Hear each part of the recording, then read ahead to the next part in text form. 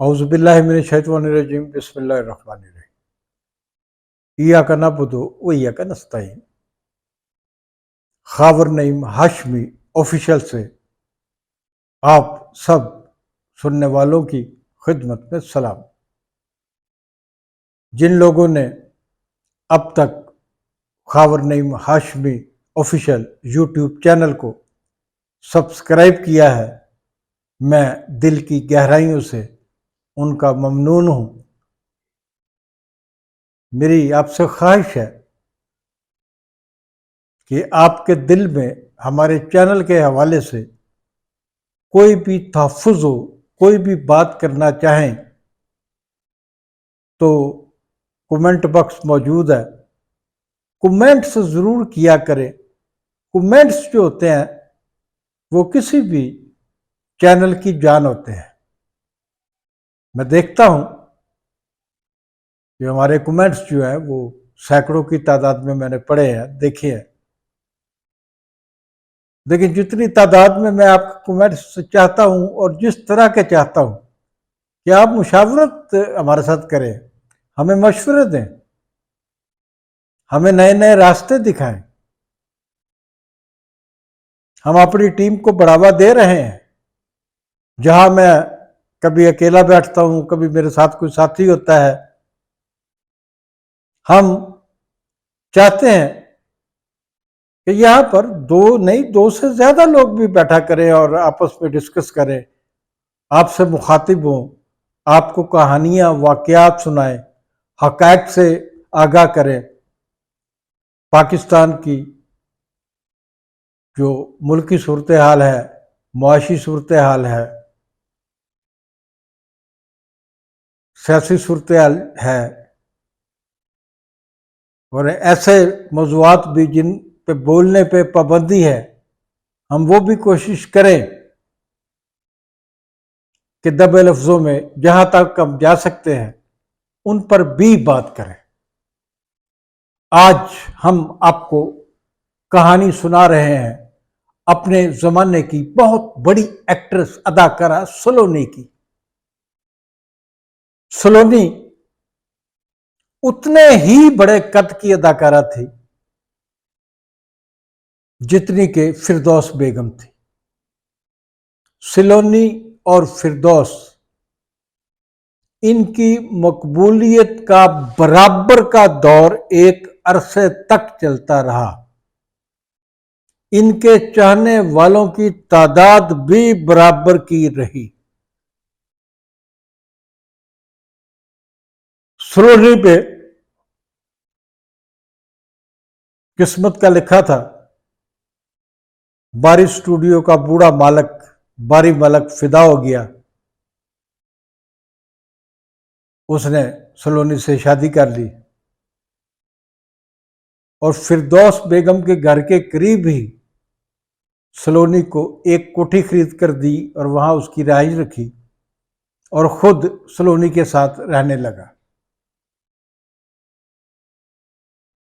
सलोनी के बच्चे जो थे, सौतेले बच्चे, यानी कि बारी मलक के बेटे, उनको पता था कि बाप बूढ़ा है, किसी भी वक्त मर सकता है और सलोनी जो है इस जायदाद में से अपना शेयर मांगेगी। वो उसको शेयर नहीं देना चाहते थे। सलोनी बहुत मोहब्बत करती थी अपने शौहर से, बूढ़े शौहर से। जवां साल, गनेरे बाल, लंबा कद, सांवला उसका चेहरा, तीखे नकुश और बोलने का अंदाज इंतहाई प्यारा। बारी मलक से एक दफा मेरी मुलाकात हुई तो बारी मलक ने मुझे बताया कि सलोनी कहती है, बहू जी, मेरी इको ख्वाहिश है जे मैं तुहाडे तो पहला मर जावां, मैनू उत्थे दफनाना जिथे तुहाडे मां बाप दफन ने, ताकि तुसी जदों अपने मापियां वास्ते दुआए मुगफरत मंगन जाओ ते मेरे वास्ते भी दुआ कर लिया करना। फिर एक साजिश हुई, जो बारी मलक के साहबजादे थे वो बहाने से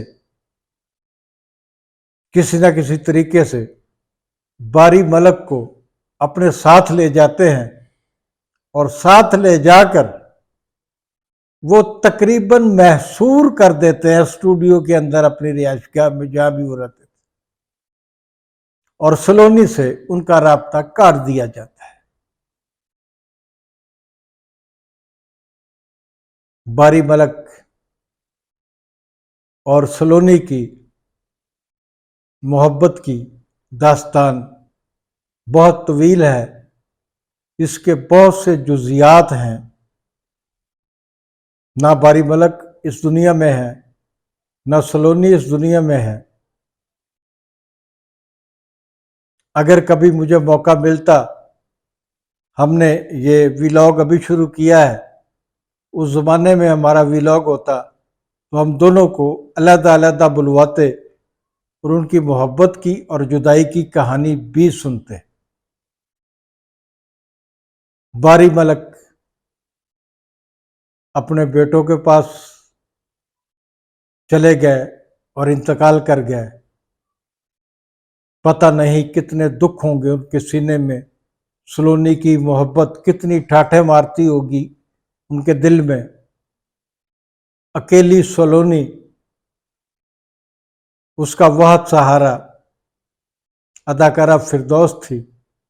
फिरदौस और सलोनी, जहाँ फिरदौस मार्केट है वहाँ उसके करीब ही एक बाग है, एक पार्क है।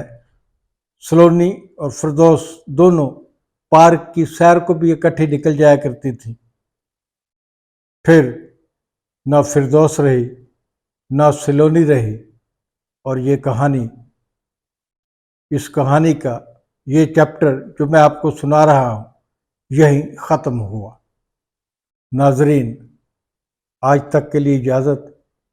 अगली कहानी लेकर कल फिर पेश होंगे आपकी खिदमत में। जाते जाते गुजारिश है, Khawar Naeem Hashmi official YouTube channel को सब्सक्राइब करना मत भूलिए। Thank you.